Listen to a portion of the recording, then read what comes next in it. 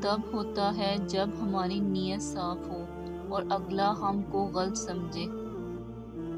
قدموں کی آہٹ کو پہچان لیتی ہے، وہ اور کوئی نہیں ماں ہوتی ہے۔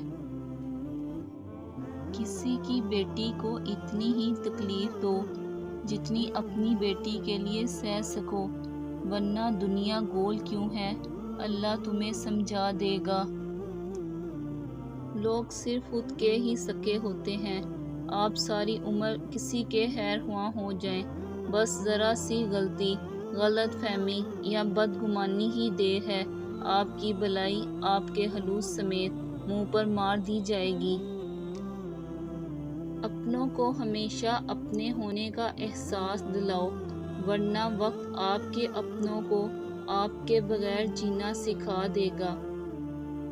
ہماری زندگی میں وہ شخص سب سے بہترین ہوتا ہے جو ہمیں اس وقت بھی سمجھاتا ہے جب ہم خود بھی اپنے آپ کو نہیں سمجھا پاتے۔ دھوپ میں باپ اور چولہے پر ماں جلتی ہے، تب کہیں جا کر اولاد پلتی ہے۔ کہاں اب دعاؤں کی برکتیں، وہ نصیحتیں، وہ ہدایتیں، یہ مطلبوں کا خلوص ہے، یہ ضرورتوں کا سلام ہے۔ عقل جتنی چھوٹی ہوگی، زبان اتنی لمبی ہوگی، کیونکہ برتن وہی شور کرتا ہے جو خالی ہو۔ سچے لوگوں کو غصہ جلدی آ جاتا ہے، منافق لوگ منہ پر مسکراہٹ اور دل میں غصہ رکھتے ہیں۔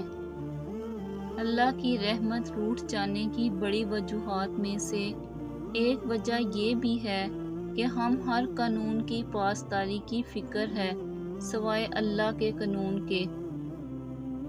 وقت کسی کا ادھار نہیں رکھتا، جو دو گے وہ سود سمیت واپس ملے گا۔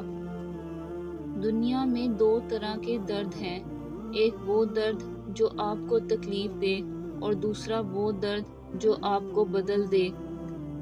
زبردستی کی نزدیکیوں سے سکون کی دوریاں بہتر ہیں۔ ہم کسی کے دل میں جھانک نہیں سکتے، یہ جان نہیں سکتے کہ کون ہمارے ساتھ کتنا مخلص ہے، لیکن وقت اور رویے جلد ہی یہ احساس دلا دیتے ہیں۔ جو میرے بنا خوش ہیں، اسے میں کیوں پریشان کروں۔